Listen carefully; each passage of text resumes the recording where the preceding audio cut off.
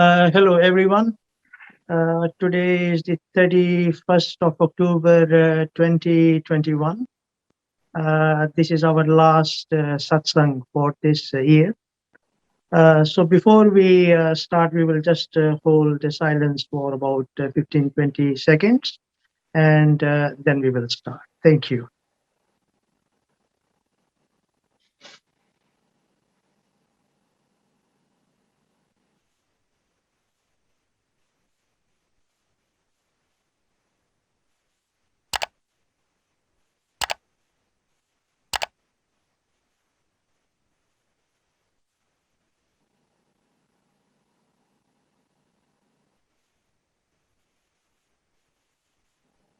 So I welcome everybody to our last session for this year.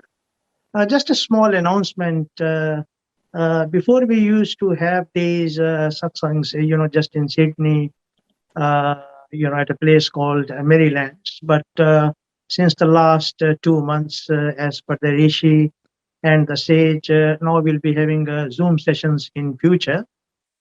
So our next session will be in February.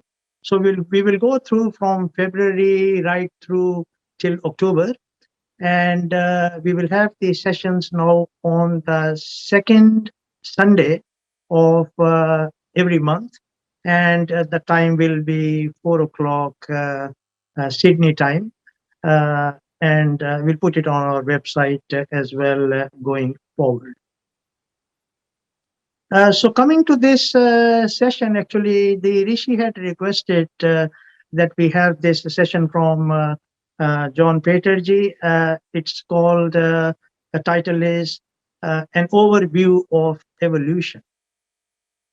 So it's an interesting topic, and as per the Rishi, why I've asked quite a few of our, spiritual associates, friends, brothers, sisters, to attend this session, as we plan to go much deeper into, this evolution aspect of this space-time manifestation. So just a brief summary, you see, there are two things, one is the changeless reality. The changeless reality is the light of consciousness, in the light of which this session is actually being conducted. The changeless reality is the view, how it appears in front of us intuitively. The change of reality is this very attention of all of us. It's just one attention everywhere, doesn't matter in which part of the world you are. So, when we abide in the changeless reality, the other half of our journey is the changing reality. You see? And self absorption occurs when there is no difference between that which is changeless or that which is changing. You see, everything is as it is, the way we are, wherever we are, how we are. That's the ultimate state of self absorption. But you see, your journey through changing reality is the one which is very challenging, right? And there was something very interesting because every time I speak, I'm communicated, by the sage or the rishi or other entities of the spiritual world, what to, sort of bring across. So there's one very interesting thing in this changing reality, which is knowing. You see, knowing is a changeless reality because all of us are now in the physical form. One thing which you cannot take away from your life is knowing, doesn't matter what it is. Knowing will continue right till you reach the stage of, the Trinity, creator, preserver, and destroyer. And even there as well, the dynamic knowing in space and time is going on because things are being constantly created, sustained, destroyed, right? So now, if we look at knowing in space time manifestation, in this life of ours, evolution forms a very important aspect. Just look at this short commentary and view it from this angle. You see, this is what we call as the practical aspect of our day-to-day life. And not many are really truly familiar with this picture of evolution. You see, what we are going to discuss today is going to be quite interesting and very deep. Originally, it has come, started from the Atlantean period, came down to these, ancient Hindu rishis about 8 to 10,000 years before Christ. And as we have been transitioning, to our present times, and naturally, as I've mentioned many times, that the present culture of humanity is not very far away from coming to an end, whatever the means is for that, whether it's earthquakes or COVID or whatever it may be. You see, whenever there is a transition, these great mighty beings from the subtle spiritual worlds, they transition to earth in the form of a human body, and they give us various and very deep aspects of knowledge to assist at least those who are ready to evolve further and continue that evolution into what we are calling as the sixth root race. Ours is the fifth root race. So you see, from these ancient rishis, this knowledge was passed on and brought out to the wider world by Madame Blavatsky. She wrote that Hidden Doctrine, and she was the founder of the well-known Theosophical Society. But then after that, I'm introducing another such supreme entity by the name of Rudolf Steiner. Rudolf Steiner was born in Austria, brought up there, and then he came across to Germany. And it was quite interesting. You see, he used to just stand up and talk, right? And he has given, so many lectures that they say they are the equivalent of about 200 books, And one thing which Rudolf Steiner said, very interesting, was that if you can pick up one book, go through one of my lectures and understand it, well, then you have profited in your spiritual journey. So interestingly, I've come across John Bater. Well, I'm just mentioning it out of interest. 2 lives ago, near Varanasi, he was my guru, and here we meet again. He originally migrated from Poland. I've migrated from India, and we meet and we were work colleagues, and that's how the blending has actually happened. But interestingly, John is one of the few people that I've come across and are present now in this world, with whom you can not only days but weeks but years, you can sit down and keep on discussing about evolution.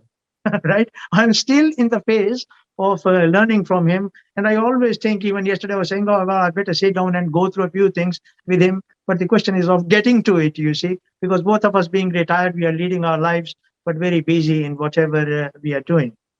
So, in addition to Rudolf Steiner, I have to mention Rishi Master Bian Sarduno, my own Rishi, who has explicitly and in detail also talked about evolution.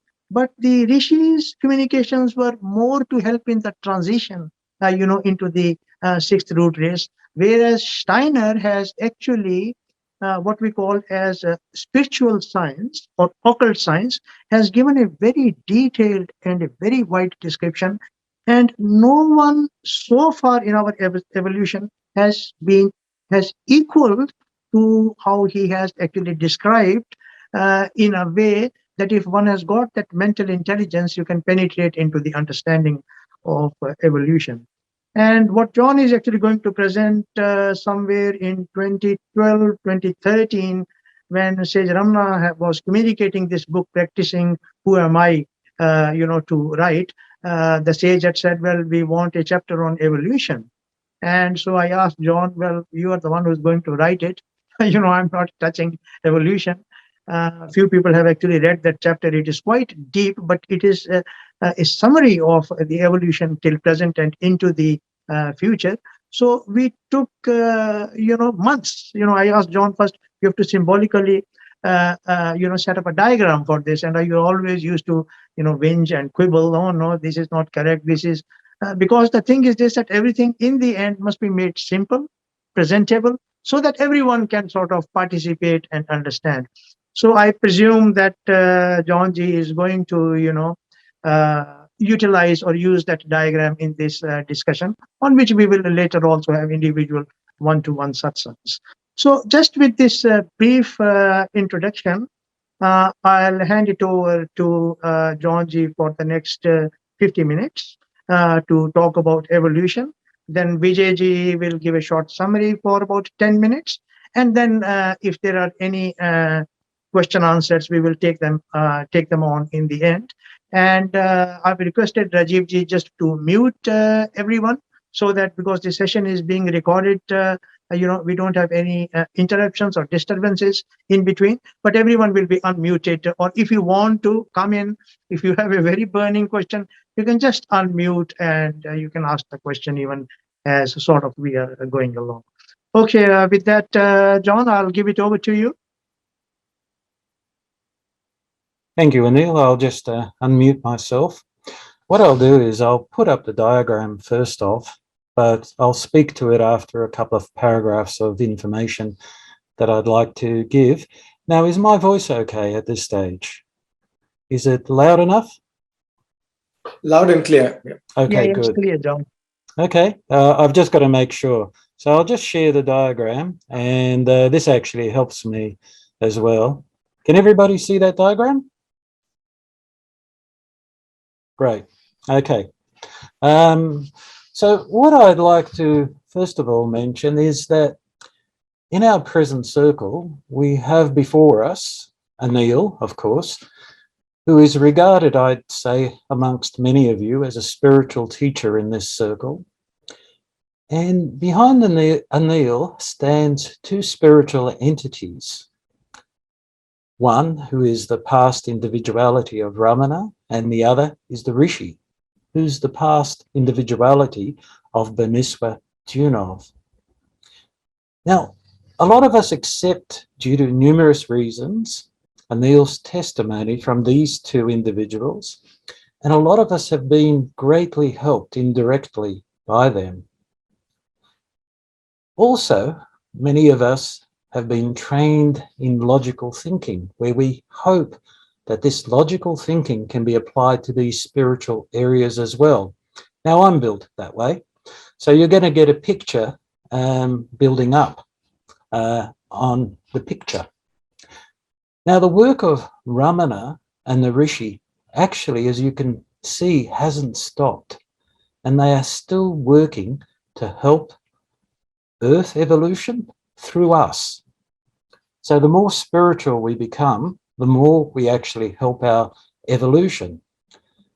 But if you ponder on Ramana as they are now and the Rishi working from the spiritual plane, you realize that their work is one of sacrifice, sacrificing their efforts to help us. Now that's an interesting phenomena. We actually take from the earth until we become evolved enough where we start to sacrifice ourselves for others. This is a process of evolution, of course. And so only we as earthly human beings can further the positive development of the earth. It's actually through us. So what we have before us are the influences from Ramana and the Rishi from invisible planes of existence, which have greatly enhanced our lives, even in practical aspects. So we can sort of see there's a process of sacrifice where we help each other. But what I want to do is perhaps go to the first. Now, in this diagram, I want you to look at this. It's figurative, if I use that expression. It's really called not Saturn, but old Saturn. So we don't mix it up with the present planet called Saturn. And this is a previous condition of where our first beginnings originated. What I want you to do is to imagine probably a state of nothingness, no time, no space. And imagine that there is these beings called thrones or spirits of will. And if you want to get an idea of these individual spiritual beings, imagine their consciousness is spread across zodiacal signs. This is their influence of beingness. We are in a little physical body in one spot, whereas these beings, if you want to imagine the extent of their consciousness, extends within the zodiac, between stars, and that's the immensity of their beingness. So imagine these beings sacrificing part of their own being. What did they sacrifice? They sacrificed, can you imagine something when you move your arm up or down? Will substance. So part of their being consists of will. And they poured out this will substance. And yet, in a sense, we can't talk about space and time yet. But they poured out this immense will substance, let's say into the universe somewhere. And within this will substance, we can also talk about other beings starting to work with this substance. And so this will substance started to contract. And what did it contract into? Now, this is something we can relate to. We can relate to what we call soul warmth. Warmth between each other as human beings. Can you imagine that? Now, from will now to soul warmth. Still not physical, still not space and time. But this soul warmth was again worked upon by various spiritual beings. And as it condensed, if I could use that expression, it condensed into something that we all know, and that's warmth. Just pure warmth. Now, in science, we can talk about photons if we want to in the infrared zone. So maybe we could picture that. But there was no physical substance, just warmth.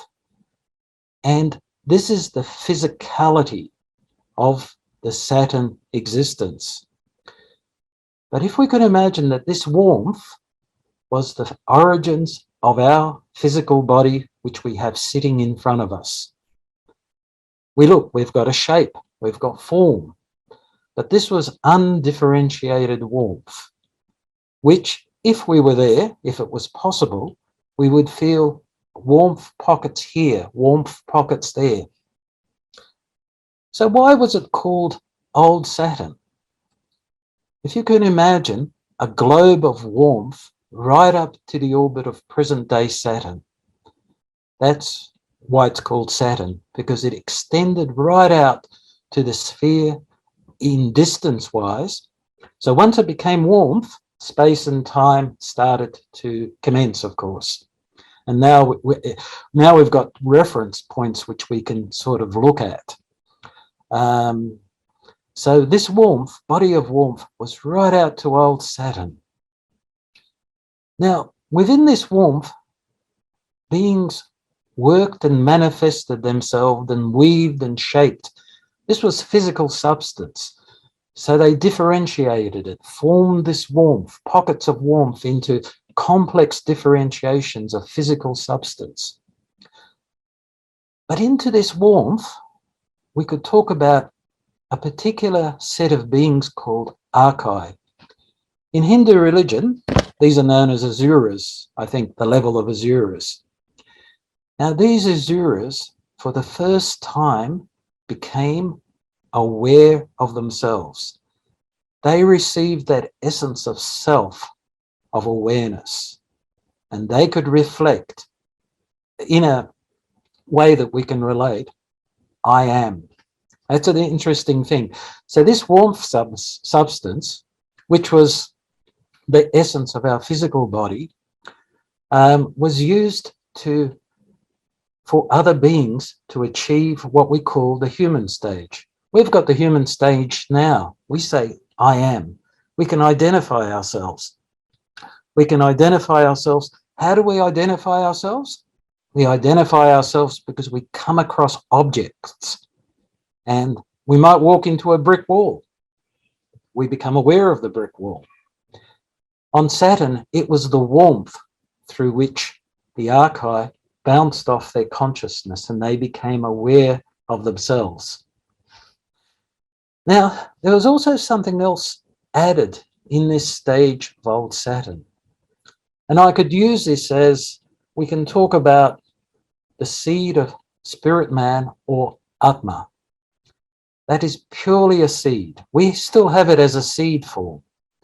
So that was implanted into these complex warmth entities, if we put it this way, which was the beginning of us.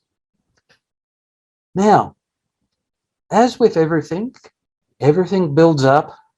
There's interweaving. You could say there's countless interactions in this Saturn period. But with the complexity and with the build-up, there also comes the dissolution, the de-evolvement. We're actually at that stage now. Our Earth is actually devolving slowly as we become more spiritual. It's in the process of dying.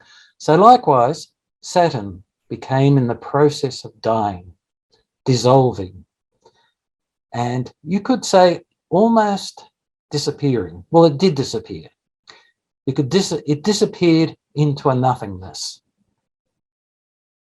Now, in the Hindu terminology, this is known as Pre-laya, a kind of a sleep condition. But it didn't get destroyed. It became a seed form.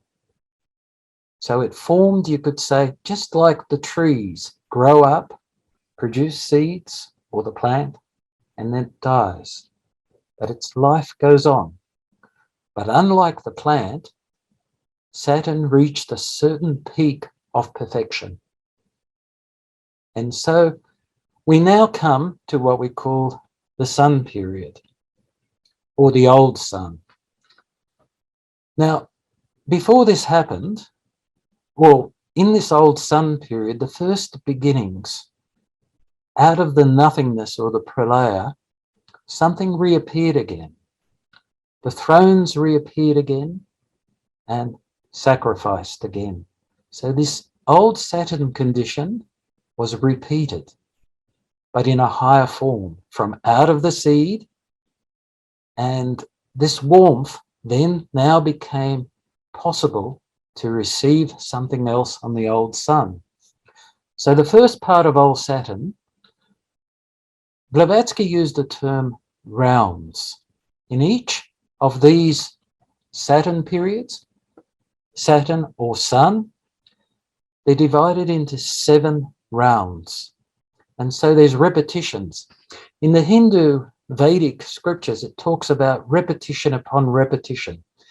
And we've got countless repetitions, which I won't really go into, but they're endless repetitions, but repetitions to become more perfect.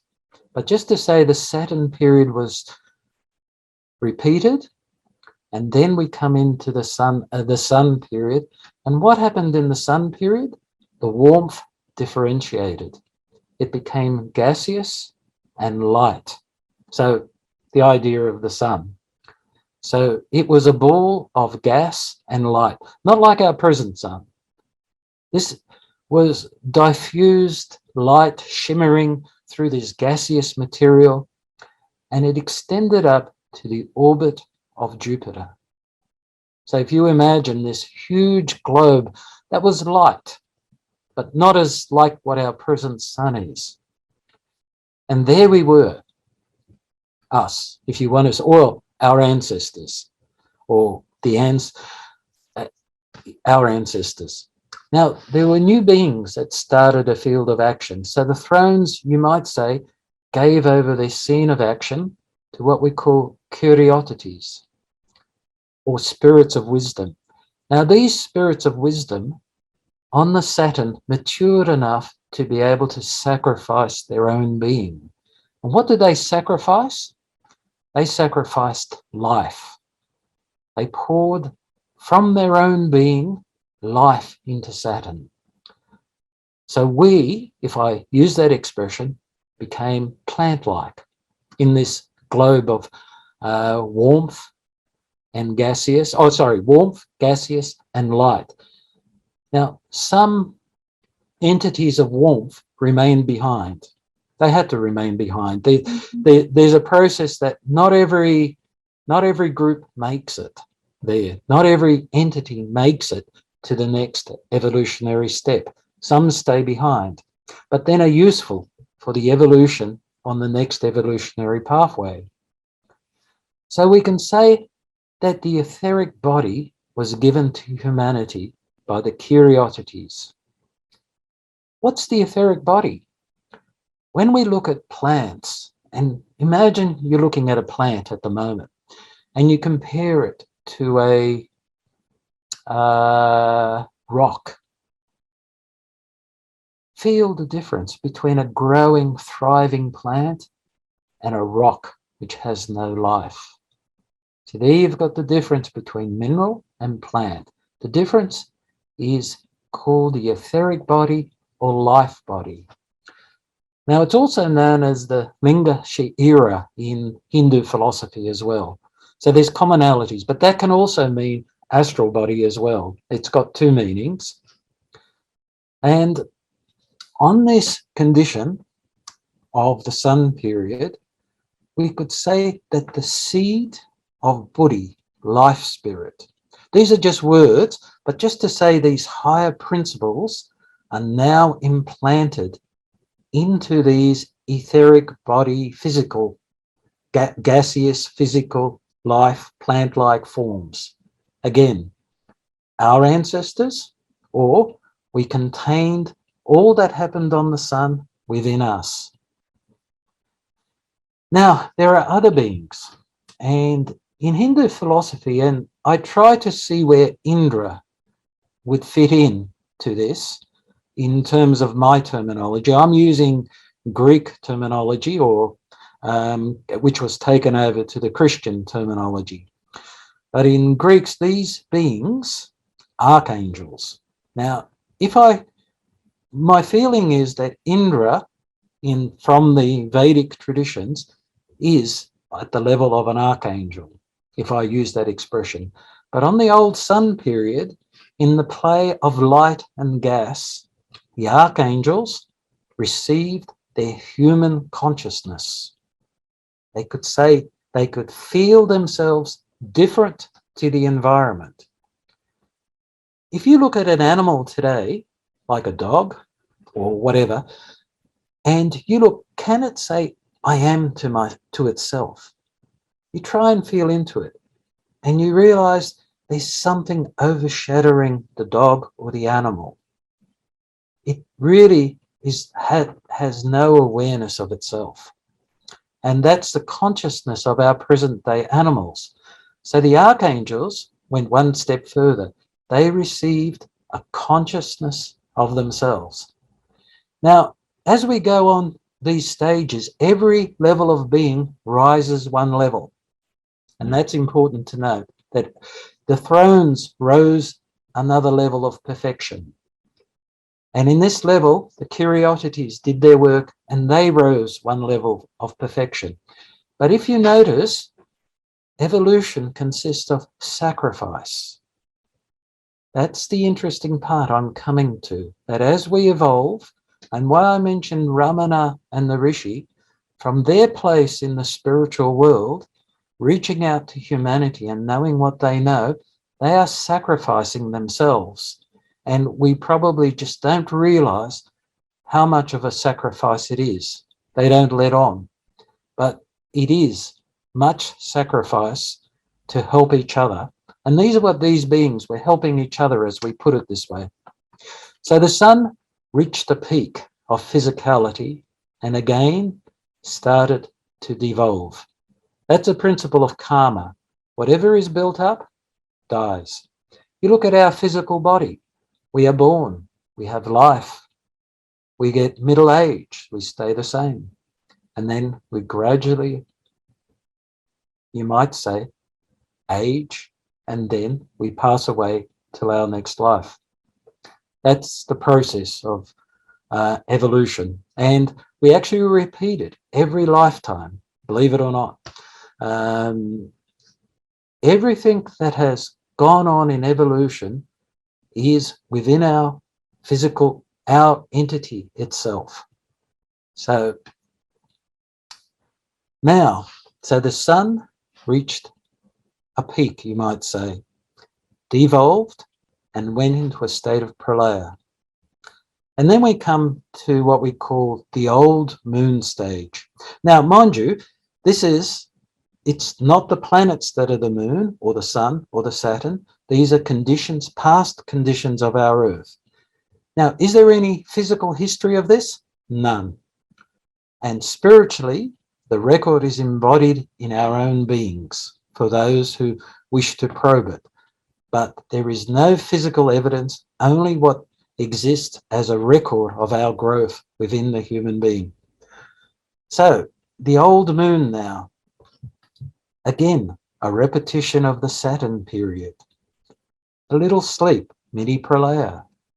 A repetition of the old sun, a mini sleep. It perfected itself even further to receive a new principle when the moon proper occurred. Now, when the moon proper occurred, then we could sort of talk about beings called spirits of movements or dynamis. They rose to such a level, they were able to sacrifice what we call astral substance and pour it into the moon evolution. What was this astral substance? It became joined up, you could say, us as human beings, it joined up the etheric and the physical. So we might say we had the consciousness of animals, dreaming. No self-consciousness, but dreaming. On the sun period, we had what we call sleep consciousness, the plant consciousness of today. Look at a human being when he's sleeping. What consciousness does he have? The body that's left. Because we actually, when we sleep, we actually depart a little bit from the body. Our consciousness is not there. Our essential being goes somewhere into another dimension. And on Saturn, what sort of consciousness was there? It's the consciousness of the mineral. Deep, void, sleep. The deepest sleep, but there was some consciousness. So on the moon, these plant-like, now gaseous forms received liquid condition. So now we had three conditions on the old moon, which became physical. If we were there, if we could transport ourselves into the past, into a time machine, and look upon the moon, it will be a physical condition.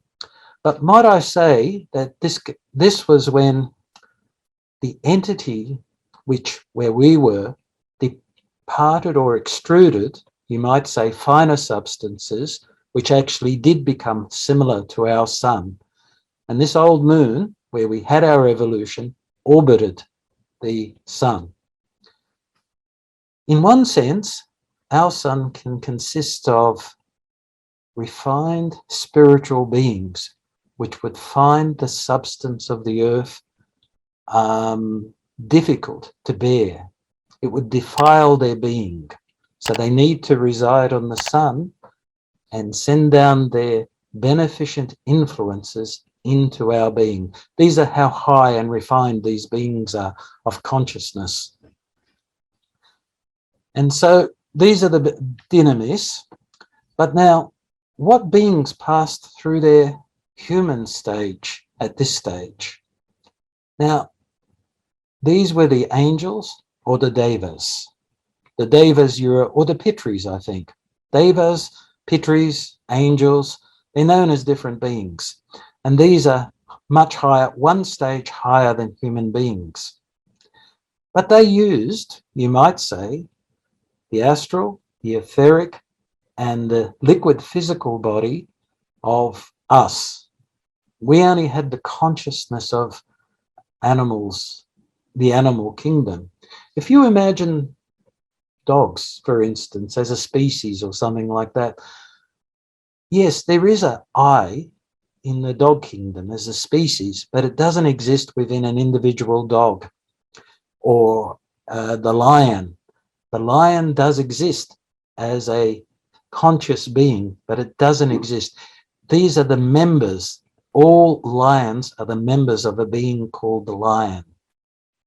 So you cannot find the word lion or the word dog on the physical plane. You can only find it in the spiritual plane, but you can find a dog, which represents, which has its higher consciousness on the astral plane, if I could use that. So on the moon, the seed of spirit self, or manas, is implanted into the astral body.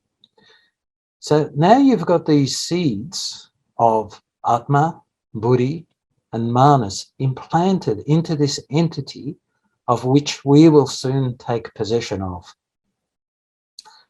So, okay, now, again, the moon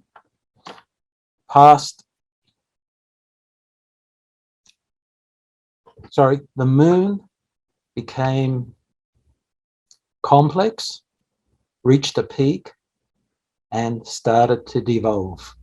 And again, you might say, devolved into nothingness. It split apart, destruction occurred.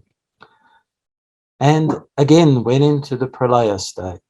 And but the seed of everything that had been accomplished was carried over. So what stage now are we talking about? We're now talking about the earth stage. That's us. So what happened? In the first 3 rounds, or first 3 parts of this earth evolution, we can call them 3 rounds. There was a repetition of old Saturn. Again, a repetition of the old sun, and a repetition of the old moon, the astral body. Now, I'll go back to the earth stage, because what I want to do is cover our future a bit. So we're going to say there's something we must achieve at the end of the earth stage. And we've got to carry this over. And we might get to it, we may not, because I want to talk about some details a little bit about it. So where do we go next? Let's say we make the grade. Let's say the earth is able to... Now, what I'm saying, if there's an interesting quality that we have now, which was never there before, and the angels did not have it, the archangels did not have it, the archai did not have it.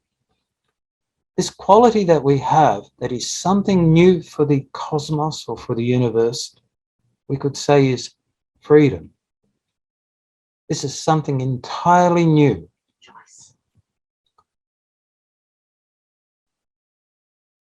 Sorry, I've just been interrupted.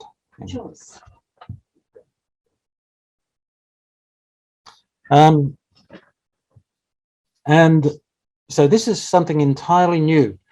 And if we can carry this over, we've got a stage called Jupiter, or the New Jerusalem. And it can be any other word. But we talked about Manas before, that we had the seed of Manas. And on the earth stage, what does this mean? Manas is a process where we transform all our emotions, all our habitual forms into something conscious. We become totally in control of these. Now, it doesn't mean, but we've got to choose to do this. And only then can the earth go over into the Jupiter.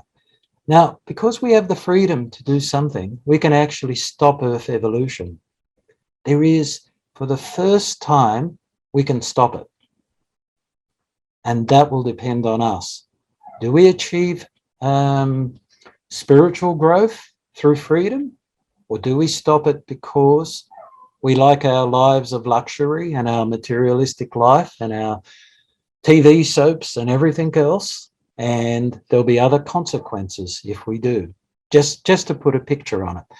So At this stage, what we call the Earth evolution, we can stop everything from growing, from proceeding. There is that possibility. And that's why freedom. If we didn't have freedom, we wouldn't have the choice of doing that.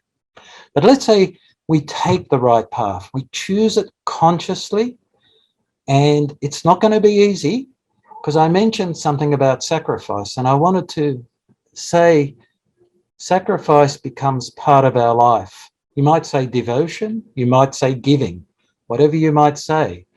But if the giving and sacrifice is not involved, and we just take, the Earth may not reach its next stage. So there is a possibility we can stop.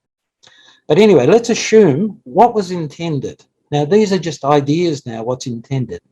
What's intended is that we freely take up spiritual self-development.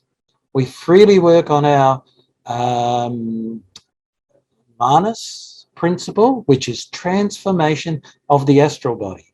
Now, try and imagine that you become conscious of your feelings, you become conscious of your frustrations, you become conscious of your patience or whatever. It's a real work in progress.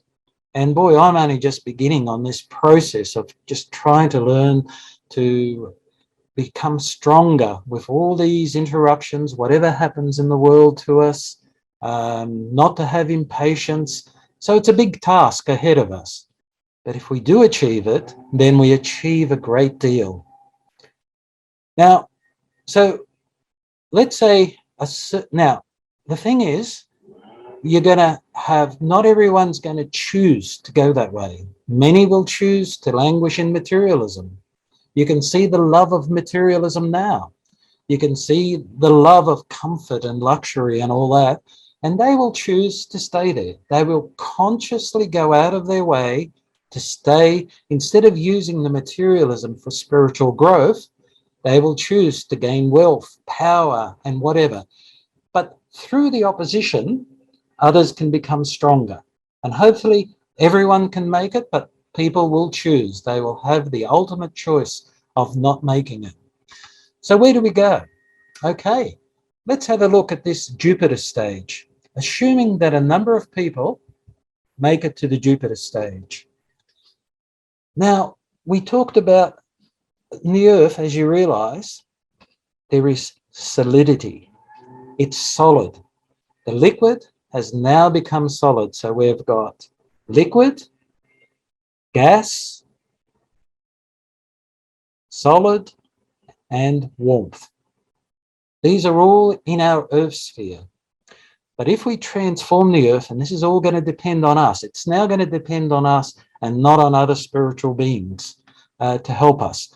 Hopefully we will receive help, but it may not happen. So Jupiter stage, so assuming the Earth now is in devolution, we will devolve. Our bodies will become weaker, but we can grow stronger spiritually to be able to overcome the devolution part. And eventually, we will not need to incarnate into the physical body, but we'll incarnate into the etheric bodies. So we'll still be part of the Earth, but we won't be at the same time. So that's an interesting state to achieve. Okay, we've made it now. The Earth's made it. We've taken in freedom to develop, to sacrifice, take up spirituality and go forward. What is in the Jupiter stage? Now, the Jupiter stage is interesting. What is the substance of Jupiter? The substance of Jupiter will be plant-like. Hard to imagine, isn't it? The lowest substance will now be plant. There'll be no more mineral. But in there, we'll have the consciousness of manas, and we'll be able to direct our bodies from above. That might be, there'll be repetitions of the Saturn, Sun, Moon, and Earth.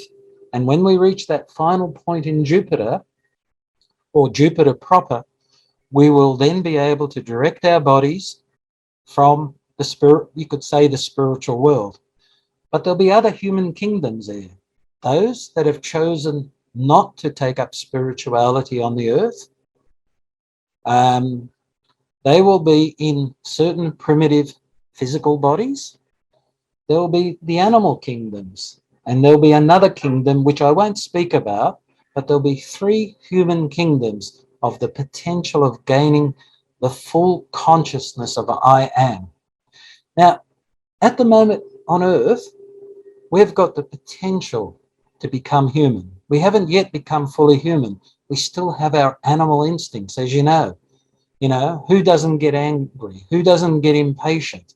Who doesn't sort of lose it every now and then and all that sort of thing? And we've got the potential to become human. We haven't reached that full stage yet. We're still in that instinctive realm, still in the group soul, still in the nationhood, still in whatever. And we're slowly becoming individuals where we become fully human and self-directing. And so in the Jupiter stage, we'll have 3 human kingdoms, but there will also be what we call the normal evolution of human beings.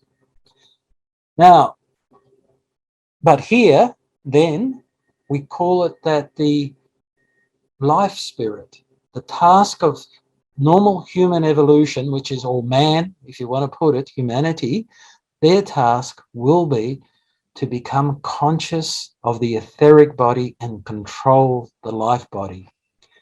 Perhaps you could sort of remember there are some fakirs, or for some who are able to go into hibernation and control their whole life. You've seen that in India. There's quite a number.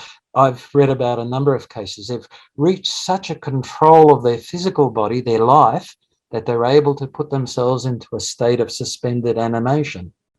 Well, there on Jupiter, it will be required that everybody becomes master of their, working to become master of their physical body. Master of their etheric body. So it'll be just beginning at the end of Jupiter. So again, we go into a Pre-laya state, and then we go into what we call a Venus condition.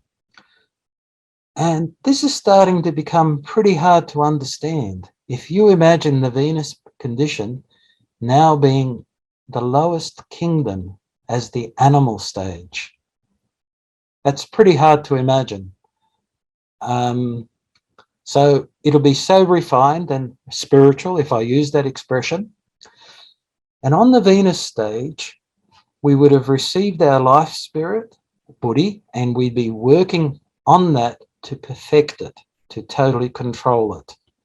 And but now we start working on the physical human, physical man.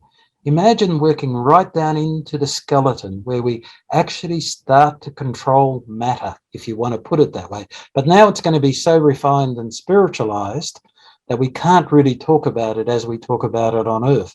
But the physical laws will still be there.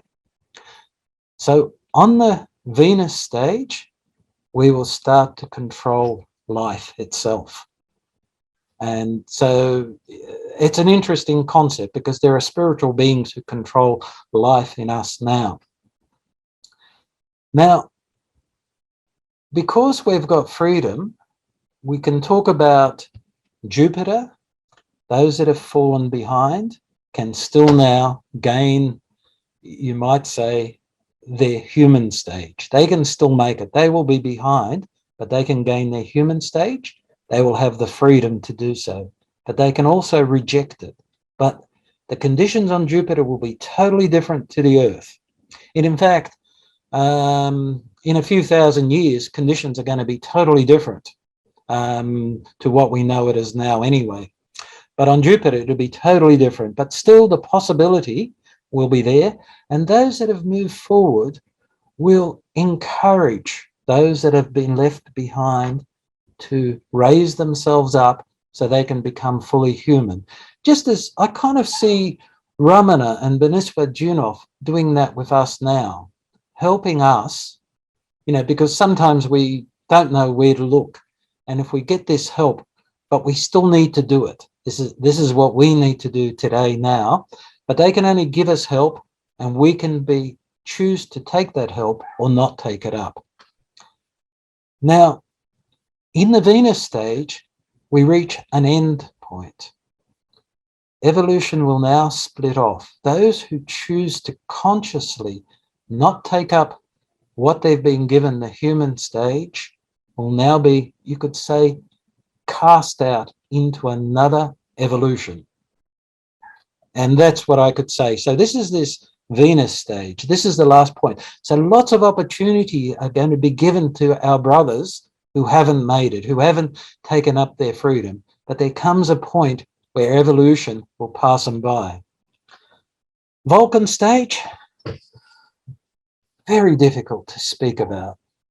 But at the same time, this is where we actually reach a stage called intuition, where we now become a full member of what we call the spiritual world. And I'll speak about that. But we will be able to control physical forces right to our physical body. But don't imagine the physical body anything like we have now. But right down to the physical body, we will achieve that. And what's the end result of this? The end result of this, we now become what I can call creators. That's the intention. But we give through our freedom. Now, I've got to get back to the earth stage, which I really need to speak just a little bit about it. But through the freedom that we've been given on earth, we will bring something new that has never been before into the spiritual world, where it will be a creative principle that could not have come about unless we went through this physical manifestation. So this is why this is so important to go through this physical manifestation. The earth and us as human beings are one. We need to work with it. We're going to be given choices soon in the future. We can leave it all together. We can leave the earth. But look what Ramana and the Maharishi are doing. Oh, the Rishi are doing. They are staying with us. They are helping us. They're not leaving the earth planes. As I say, their awareness is not. But I imagine that there's immense suffering and sacrifice, what they are doing to stay with us. They may not have to stay with us. They could have reached a stage where they can say, I'm off into another plane of existence. But they are staying with us to help us. So then we can also help others in this as well. So it's kind of like we all help each other. And just like what Anil, what you're doing at the moment, helping with your spiritual work, so everyone needs to help each other in as much as people want to, in their freedom, be helped. Okay, I've got a few minutes to go, so I'm just going to quickly go to the earth stage. And let's go to the earth. And we haven't spoken anything of the earth. Now, the earth has gone through periods called the Pre-laya, Hyperborean, Lemurian, Atlantean, Post-Atlantean. We're still there. This is where we're at. If you can see this at the earth stage, we're actually in the Post-Atlantean, and we're in the 5th Post-Atlantean cultural epoch, if I could use a word. There's lots of words. I've got a sign here called Pisces. We're under the influence of Pisces, if you want to put it that way. Now, this is only, the Pre-laya period is only where science can come into it. Other than that, there is no other record. The Pre-laya is where it could sort of, it's kind of a repetition of the old, again, I talked about repetition upon repetition. So in a sense, it's got a repetitive nature of old Saturn. Now, this is when we're all one, the warmth stage. The Hyperborean is when the sun was there. The planets then get thrown off. The Lemurian, the earth is here, but the moon is still with us.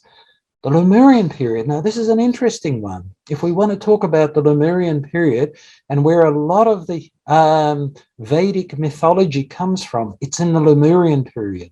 The magic, the gods fighting or whatever and interacting with human beings. Now, humanity here, first, this is the place. The physical, the etheric, and astral became perfect enough to receive an essence of self. Now, we weren't yet able to say I am to each other, but it was overshadowing this physical entity, and in one sense, reincarnation and karma began.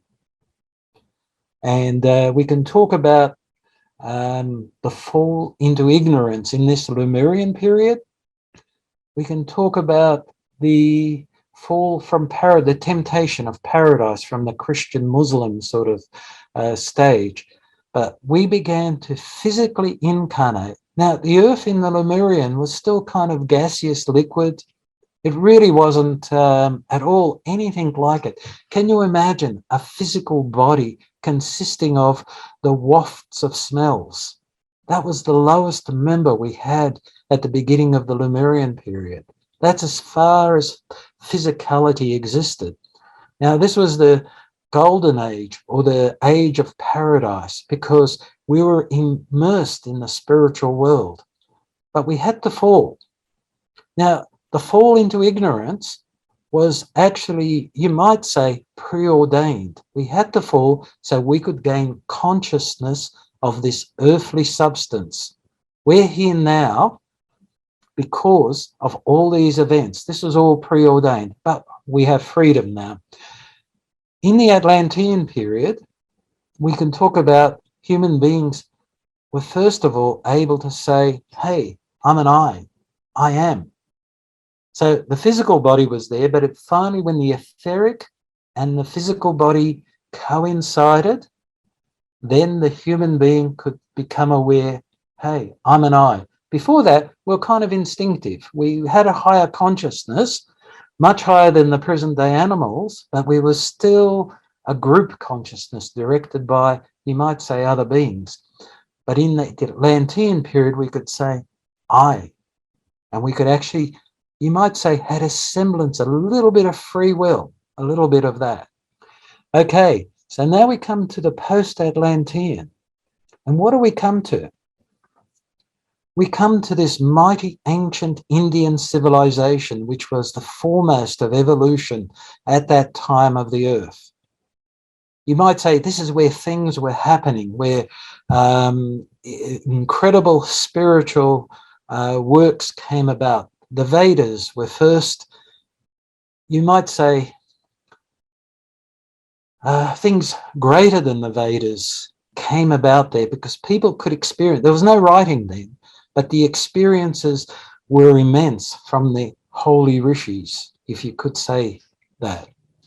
So that was a focal point of world evolution, and things were achieved. But as with everything, the seeds of it spread to the rest of the world. We come to a place called ancient Persia. Now, ancient Persia was where agriculture first started. And so we've now looked to the earth, spirituality dulled. The Egyptian Chaldean period. Now, these are just focused points of evolution. The Egyptian Chaldean period, they could look to the stars and they developed a more of their I consciousness, but still not I am as part of the earth.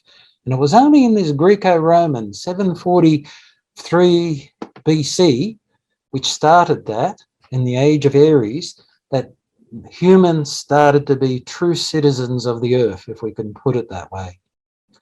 And the Greco-Roman period, I'm getting to that time, finished in 1413, and in 1413 was really the first possibility where human beings could take up their freedom without being impelled from the gods. This is the first time we could be free to commit evil or to commit good. Otherwise, there was all sorts of influences, but now general humanity, this is the present age, could now take up that freedom. And we're only 600 years into that. Now, unfortunately, I get it, Anil tells me, Rudolf Steiner tells me, and another seer who I know tells me, our future is going to be challenging. We really need to raise ourselves up spiritually, because there are going to be things which we're not going to like. And Anil mentioned about the COVID. There's going to be other things that will happen that will test us. And only through spirituality are we able to raise ourselves. I'm not going to speak anymore. I've reached my 5 p.m. deadline. But you can sort of see this is a brief overview of what we call spiritual evolution. And I hope I haven't really lost... John, if you do wish to continue, please do. No, that's fine. I'm okay because the questions could go on. And so, Vijay, if you wish to... it's probably a summary because I've got to the present point, because we can talk about the 6th and 7th, but there isn't... It's a continuation, if I use that expression. But Anil talked about the 6th already, where humanity will reach a certain height of spirituality, but not everyone. And so we keep going to the 7th, and I'll just say that the 7th period, again, as I talk about a destruction, we're actually those that haven't reached spirituality. And if you can imagine a social destruction so severe that if you see a person walking across the street, if you haven't worked on yourself, you'll be so strongly inclined to kill the other person. That's the destruction that will be at the end of the 7th, and that's how severe it will be. I know it sounds nasty. We just have to get used. But those that have raised themselves will be trying to help those that haven't. So I probably, just to say that we will continue, the spirituality can continue. Sorry to leave that on a negative note, but we are working to that, but we've got the possibility and freedom to raise ourselves. Vijay, over to you. Thank you, John. That was extremely well presented and very technical, I must say. So we'll start off with just 3 ohms. Om.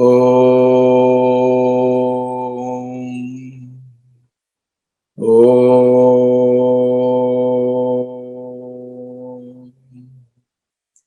Om.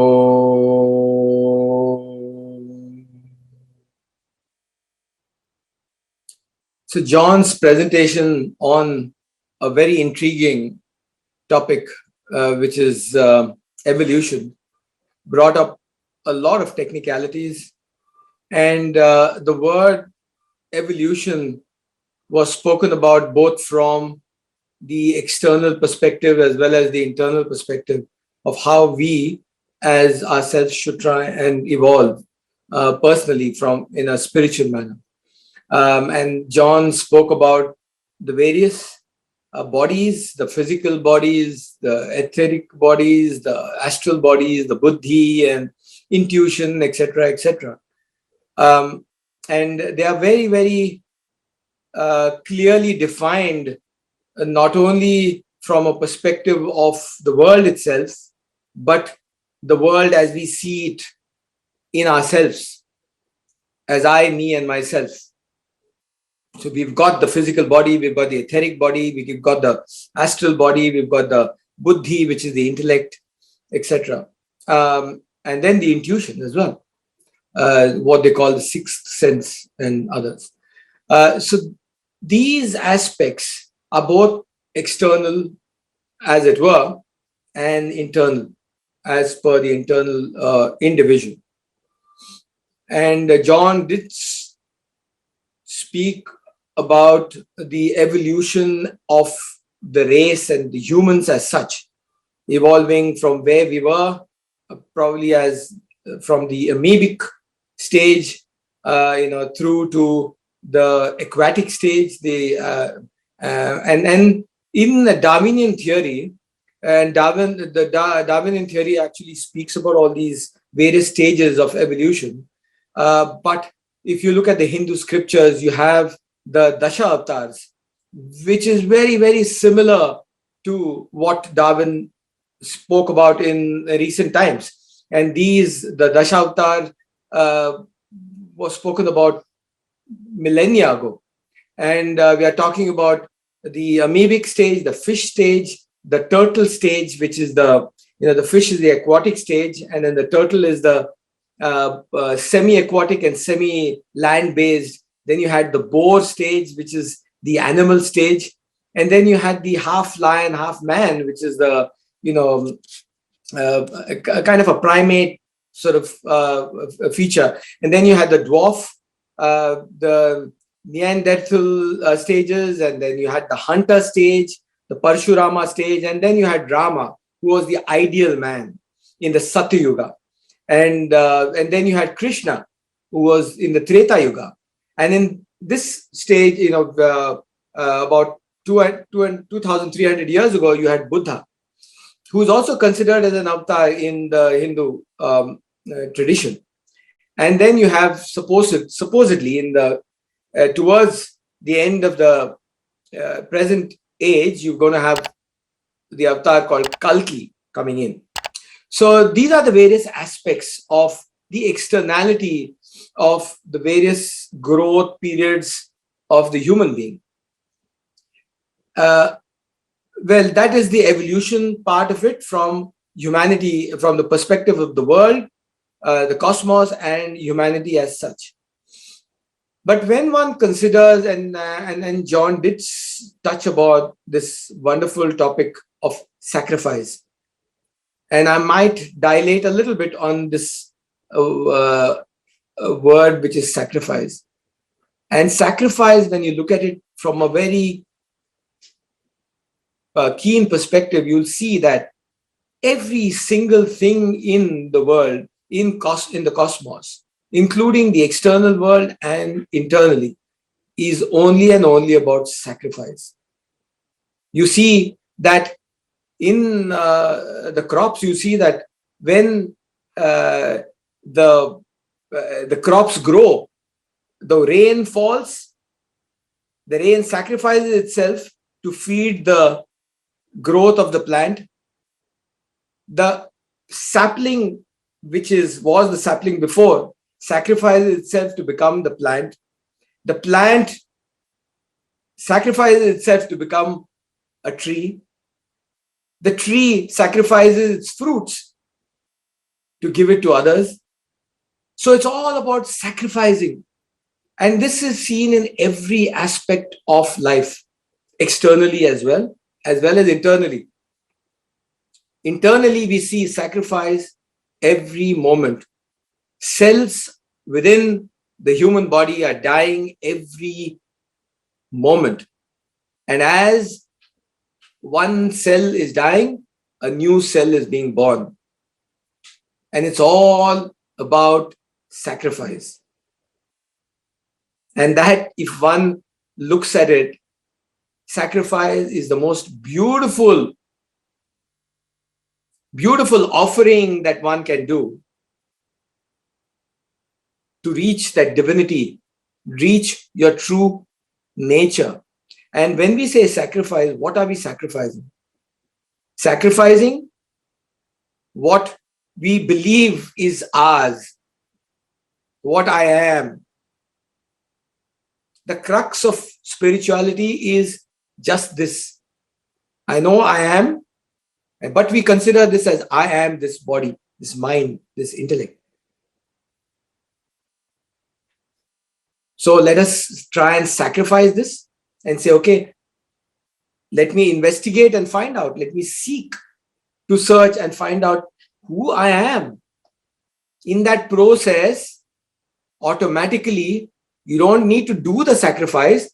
Sacrifice automatically happens. Sacrifice is part of the process of spiritual growth. And when that happens, when true sacrifice happens, and the investigation goes deeper and deeper into one's own consciousness to find out, am I really this, what I think I am? Where from did this concept of me arise? And it brings us back again to what Sage Ramana has always said, that you are not what you think you are. But don't come to conclusions. Try and investigate and find out. Seek. And that seeking will automatically lead to the sacrifice of wrong notions. And that wrong notion is what you consider as yourself as this present state. The moment that sacrifice truly happens, evolution from the human stage will lead on to your true nature, what you truly have always been. Evolution is only a word from the perspective of what the wrong notion that you held, you sacrificing that wrong notion, dropping it away, and evolving into what you actually always were. That's all there is. So this is the crux and the basis of spirituality per se, nothing more. And that is all we know. Because when we talk about the world and the cosmos and how the species is going to evolve, that is something we have as an individual no control over the external. Because what is external is a projection of what is internal. So what can be controlled, which is within our capability, or what we think at least is within our capability, try and use that and try and grow on the spiritual path. Don't worry about the evolution from the external part of things. Let us consider how we can evolve from an evolution perspective ourselves as an individual, or what we consider ourselves as an individual. And then let's see what happens. Let's not come to conclusions. That very deep search and that very deep understanding, which is called the ultimate understanding, will reveal that knowingness, which is always there. Knowingness is always there, but we don't see it because it's always clouded with all other kinds of things that are there, external stuff, internal thoughts, etc. But when those things are deeply dwelt into to investigate, they all automatically just fall away because they were just never there. Let us all work towards this, because that is the only way. Even if we consider that what John just said about all these issues that are going to happen, the problems that are going to take place, etc., what is the choice we have? The choice is only one choice: the free will to be free. And that freedom can only arise when we actually investigate and search within ourselves. And that is the crux of the teachings of what Sage Ramana taught. And sorry for reverting back into that same old thing, but that is the only and only thing that our life is all about. We've come onto this earth not as human beings on a spiritual journey. We are essentially spiritual beings on a human journey, or what we consider as a human journey.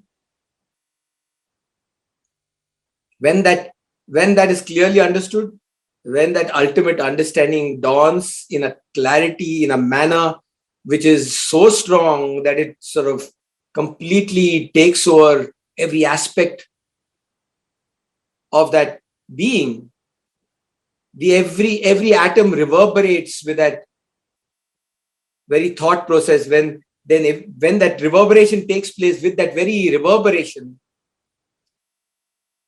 the ego falls away. That is what in the Hindu scriptures they talk about Japa. Japa yoga is the chanting of the name. And that Japa is basically, when it becomes very deep, it becomes Ajapa Japa. It's called Ajapa Japa, wherein that Japa reverberates you don't even have to voice it. You don't even have to think about it. That Japa becomes so internalized that every atom within the body, every cell within the body reverberates with that name. And when that happens, the ego collapses on its own. That is one method. Seeking is another method. Use whatever method is required. As John said, the only option available is to grow spiritually. So let us use this opportunity, dear seekers in the divine. Let us use this opportunity. Let us not waste it. Use this opportunity to grow on the spiritual path to realize our true nature. Hari Om Tat Sat. Okay, thank you, Vijayji. That was a very nice conclusion. So we will just go on to question answers now.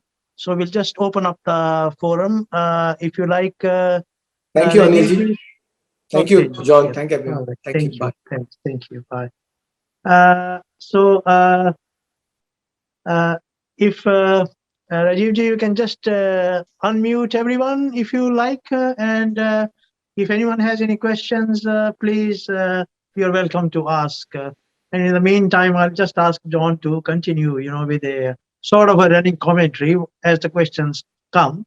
Yeah, Ruchika ji has got something here. Yeah. Okay, she's just saying thank you, Vijayji, a very good summary. Okay, yeah. Anyone, please? Any questions? Anything that you feel or you want to just talk about? Just feel free to communicate now. I think Vijay's summary was very good because it complemented that external aspect of evolution. Yeah, so there's just a comment put up by Amarji. Yep, good summary. Yep. Any queries, please? Let's come up with questions.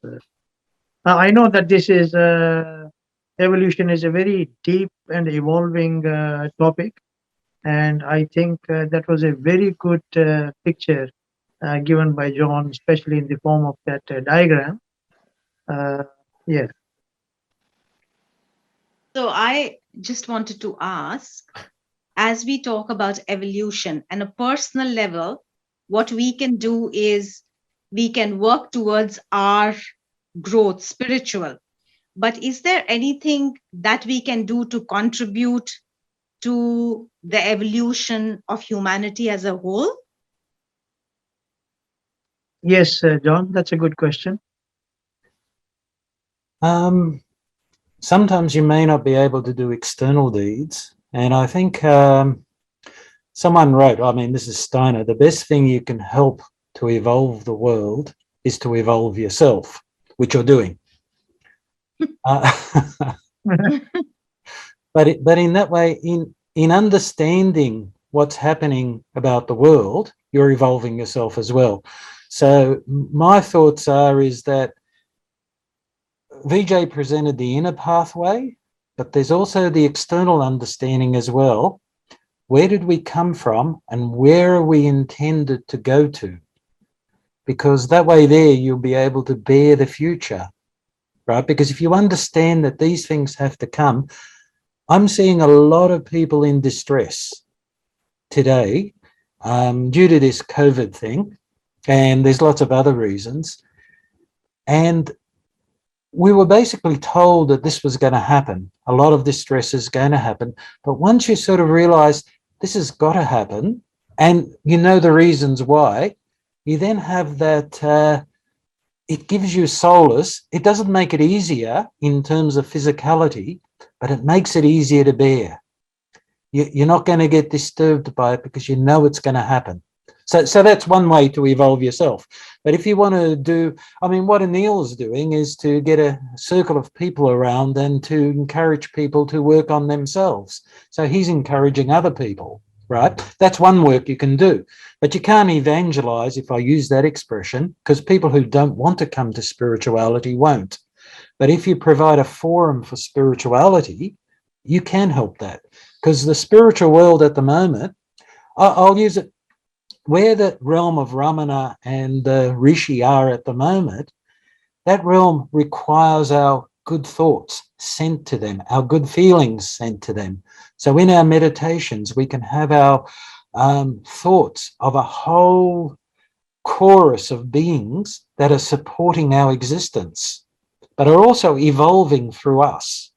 If you understand that our bodies are not only for ourselves, you understand that other spiritual beings that they're not like human beings, but nevertheless, I mentioned about the spirits of will, because part of their body is will, not physicality.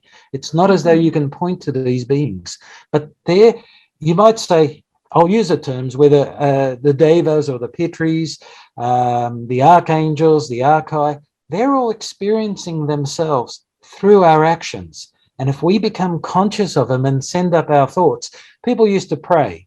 Now, instead of pray, you can meditate. You can sort of have a gratefulness and send up your good thoughts. Those who've died, now they're interesting as well. We don't cease to exist. Anil's written books on beyond death as to what people experience.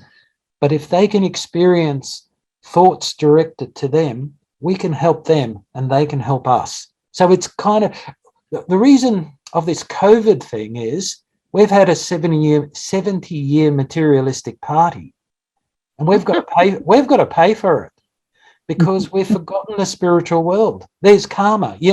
I'm being a little bit glib if I use that expression, but if you get something for nothing, eventually you got to pay for it, and we're still going to pay for it. That's all I'm putting.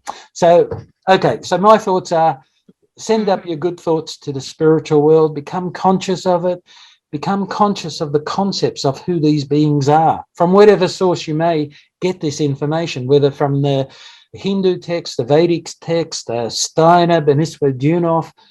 Become familiar with what these entities could be, and especially those who have passed away. How can we help those who've passed away? And we can do a lot. So when you say that we should express our gratitude, is Japa a form of gratitude which we can show to these beings and express our gratitude as well as or provide that strength or support, as one may put it in very, vague terms, because who are we to support these beings? But yet by expressing our gratitude, we in our own way are, strengthening. Yes. Now, as above, so below as above. There's something interesting. We eat food, don't we, here?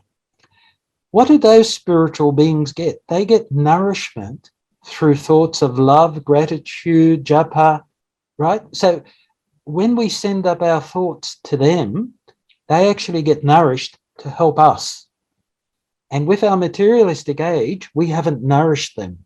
We've left them alone. Therefore, I'm using they're kind of gross expressions, but they're kind of starving, so they can no longer help us.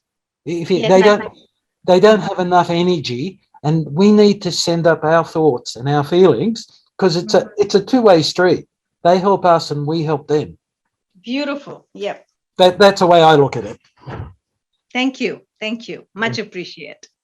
Okay, while you were talking, John, Poonam Bhetiji from Melbourne, she had actually put up a question. She wants to know a little bit more about this theory of sacrifice. Can you throw some light on that? I'm just trying to get to it. As we evolve, we start off as a creature. I'll just put that. As a creature, we are taken care of. We are given environment to live in and to be nurtured. And as we evolve further and we develop consciousness a little bit, then we actually give back a little bit. So for instance, we're conscious enough now to give back to our offspring. We take care of it. There's a bit of sacrifice involved, so new life can come about. So that's part sacrifice. But as we grow spiritually, we now can give back to humanity. So the idea of we can choose as we grow spiritually, there's the choice. Eventually we can say we don't want anything to do with the earth again. and we want to become an angel and leave the earth evolution. Or we can choose, I renounce further progress and I'm going to give back to the earth.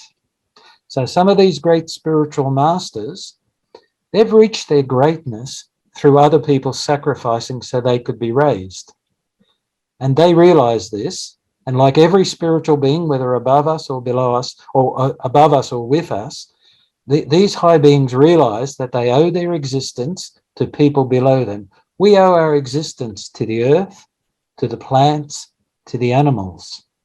So again, we've now, once we become conscious, you realize there's a movement now to help the animals and to help the earth. That wasn't there before. So people are now saying, hey, you've got to take care of these things. You can no longer take. You can no longer be a creature and just grab for your own satisfaction. You've got to now give back to the earth. Do you get the picture? And as you go higher, you give more and more sacrifice to where these beings actually sacrifice part of themselves. But you've got to have something to sacrifice. Now, a person may say, I want to give my life to the world, but they may have nothing to sacrifice. They haven't evolved themselves. They're still too immature. So you've got to realize you've got to build up yourself to be able to give. If you've got no knowledge, you can't give that knowledge that you don't have to another person. So you've got to collect the knowledge. That's why so as you go higher, it actually then becomes physical. So when these higher beings, if I use that expression, when they think, creation occurs. When we think, we have a shadowy thought.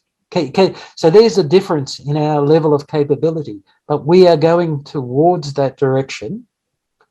It's only a direction. So we just get an idea of it, that if we think positive thoughts, you heard the thing that in a town, and I think this was from a certain group of meditants, that if 1% of the population meditate, then the whole town has less crime.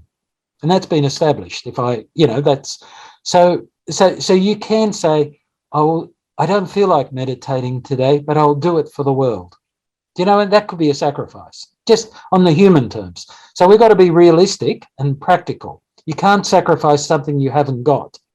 You can't say, I'll sacrifice my life and leave my family and everyone else to go and do spiritual work. Well, karma's put you with your family and all that. You sacrifice yourself with your family or your job or whatever, and then you feel something which tells you it's time to do something.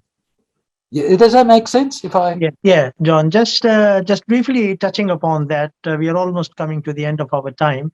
Actually, the principle of creation, preservation, and dissolution basically is underlying this entire space-time manifestation. But, if you really look into it, sacrifice is underlying that process of creation, preservation, and dissolution, because what's created sacrifices itself so that sustenance can take place. And what is then sustained sacrifices itself so that dissolution can actually occur. So if this circle or that cycle of sacrifice in creation, preservation, and dissolution itself is missing, we can't actually function. Right. If you go back to the very roots of what we are saying. So sacrifice is a very important sattvic aspect of our, or a very pure, true aspect of our evolution. Okay, if there is anyone else, a quick question. We have almost come to the end of the talk. Anyone wants to say a few words or, anything to conclude? Can I ask? I wanted to say something. I'm Neha. Yeah, I think John's talk made me think of one thing, that through my life, I have been very interested in mythology, fantasy, all these Hindu mythology, Greek mythology, and so on. And I actually, like earlier, I used to think that, these things, they are telling us about our higher self and reminding us of our higher levels.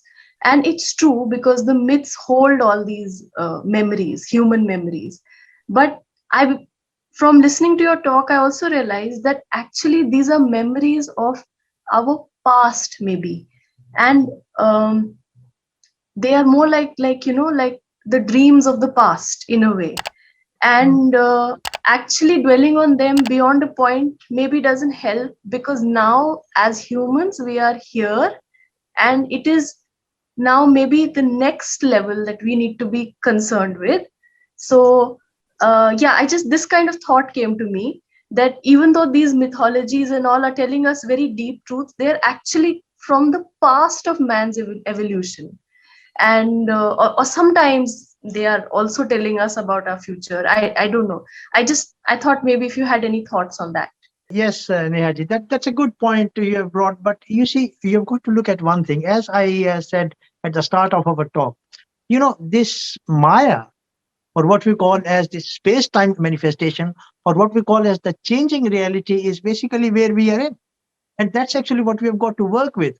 So if you look at it from a very practical perspective, you see what you did yesterday. I mean, you had a good sleep, so you could function today. And based on how you will function today is how you will get the good dreams and the good sleep. And even if we look at our own life, right from childhood until now, you see how the past slips into the present and the present slips into the future, right? There is a link there. So you see, as we go forward, yes, these are like the aborigines here call it dream themes, dream stories. But these dream stories only basically have made the present, and based on whatever present is going to be, that's going to be the future. So really, when you look at it from the changeless reality perspective, all are actually same and equal. And what becomes most important, you are actually correct, is the present. And it is the presence in the present that actually how we function. Because, the ultimate stage of what we call self-absorption is where you are, as you are, that is really what it is. Because, the space-time manifestation also is its own intelligence within itself, as you could see from John's talk today. So anyway, I'll just hand it to John. John, just for 2 minutes, if you want to conclude. A good thought, Nehaji. Thank you. Yeah, yes, John. Sorry, yeah. We'll conclude with your talk. I think that was a very good insight. What you've worked out in terms of the past and the present. But my thoughts are that if you know the past, you know why it is today. So, for instance, you know what it is today. And if you know today, you can kind of see into the future, so you can be prepared for it and prepare yourself.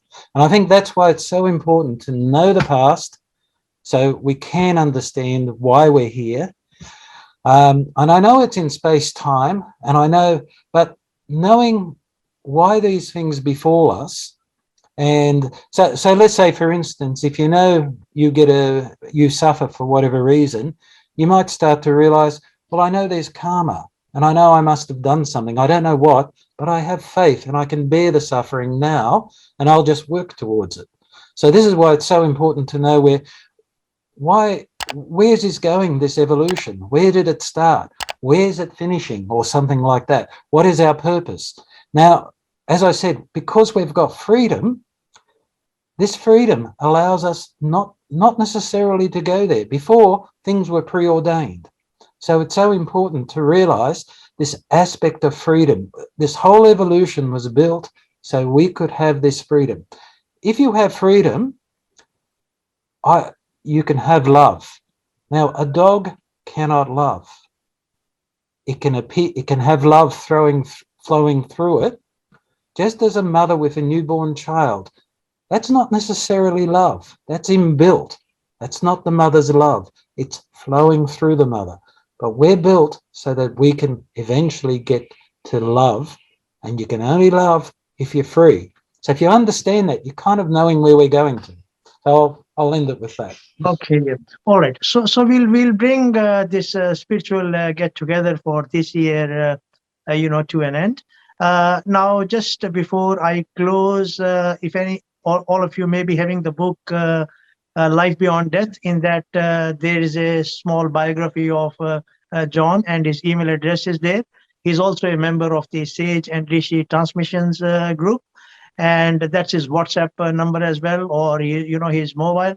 So just feel free, because it's all just one family. Feel free to send emails to him, put queries to him, have satsangs with him, and he is very dedicated and very devoted. I've seen him in the past, because I've been with him now, since 1991. It's a long time, and I don't know how much was it in the 2 lives before and lives to come. So he's very dedicated, and it goes very deep into actually answering the questions. So once again, John, thank you, and we'll have more from you as we work into the future, next year. And thank you everyone for having given your time and participated in our satsang today. Thank you. Thank you. Thank you so much. Thank Thank you, you. everyone. Thank Thank you. you, Thank you, everyone. everyone.